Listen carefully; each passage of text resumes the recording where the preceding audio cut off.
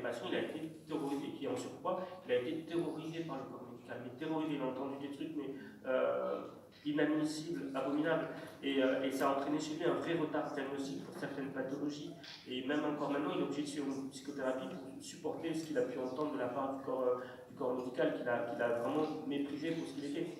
Et ça me permet du coup de rebondir sur un autre sujet, qui est, vous ne savez jamais les raisons qui font que les gens sont ce qu'ils sont. Jamais. Moi, je travaille beaucoup avec des patients en situation de toxicomanie. Quand on creuse un peu, je vous assure, leur enfance, elle ne fait pas envie du tout. Parce qu'on peut se dire, ah, mais le mec, il cherche sa merde, où il est alcoolo, il a qu'à arrêter de boire. Ce genre de conneries qu'on peut entendre parfois dans le milieu médical, vous le savez, hein, autant que moi, où il a qu'à se bouger, comme le dépressif, il a qu'à se bouger, quoi. C'est comme si on disait à un type d'eczéma, gratte un peu, gratte fort, tu vas voir, ça va partir, quoi. Mais c'est absurde, c'est stupide. C'est pareil avec les patients ou les patientes en surpoids. Elles ont un vécu, elles ont une histoire, leur corps raconte une histoire. Moi, je suis ahuri du nombre de mes patientes en situation de surpoids. Quand je gratte un petit peu, il y a toujours, très fréquemment, des histoires d'agression sexuelle dans l'enfance de la part de l'entourage, et elles ont mis ces couches de gras les unes après les autres pour repousser leur grand-père, leur oncle, j'en sais rien.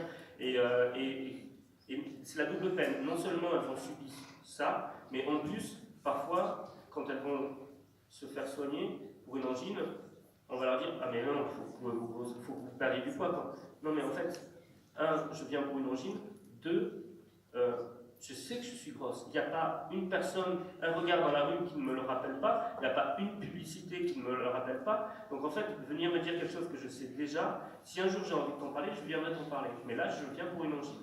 Et ça, je crois que c'est quelque chose de très important, parce que une fois, j'avais une patiente qui était en surpoids, et le brassard n'allait pas, donc j'ai dû prendre le brassard XXL. Et sauf que Ener, vous savez la marque Ener de produits médicaux, avait mis, au lieu de mettre XXL, il avait mis obèse, carrément écrit obèse sur le brassard. Et moi je ne l'avais pas vu, et la patiente l'a vu, elle s'est mise à pleurer. Le soir, j'ai fait un tweet sur Ener, gros shitstorm. Ener a dit dans la soirée, on change notre chaîne de production, on mettra XXL, comme quoi les réseaux sociaux ça a du bon aussi. Bon, ils ont été vraiment super pour le coup, mais il faut faire attention parce que ils le savent, elles le savent, nos patients. Et je pense que ce sont des situations qui ne sont pas voulues, qui sont pleines de souffrance. Et même si elles ne sont pas pleines de souffrance, elles sont susceptibles d'être pleines de discrimination pour ces personnes-là. Il faut être particulièrement vigilant. Je vais vous lire un autre texte que j'avais. C'est la socio-facilité, pour moi. Après, on répond à ta question. Je lis juste ce texte parce que, en fait, ce serait facile pour moi de venir vous faire la leçon de morale, en plus ce serait détestable, et de dire, ah, vous savez, il ne faut pas être méchant avec les patients de voix, parce que dis donc, c'est méchant d'être méchant, quoi. Et ça, ce serait facile, mais ça ne servira à rien du tout.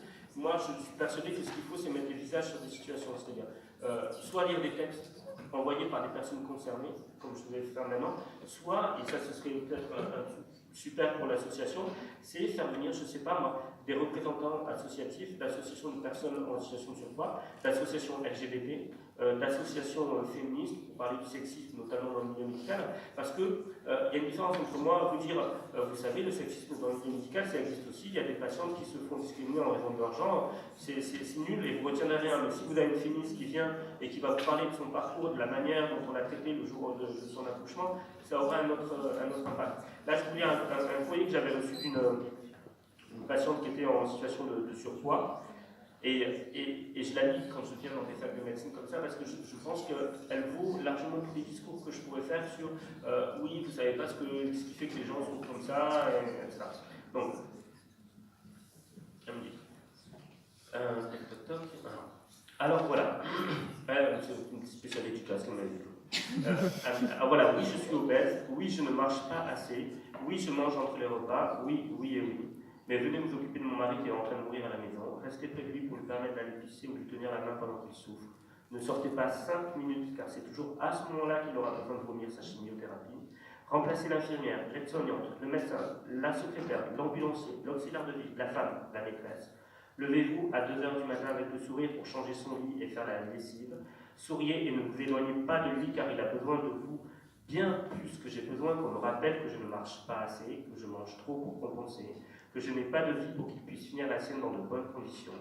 Oui, je suis obèse et je vous emmerde, messieurs les médecins, ceux qui se débarrassent du problème sur les aidants et qui après les culpabilisent, ceux qui refusent de comprendre que je choisirai toujours d'abord celui qui endure car je m'en fous de moi. Je m'en fous de moi. Si mon mari souffre et parle loin de moi, je m'en fous, car je serai seul loin de lui et ce n'est pas au médecin que je veux plaire.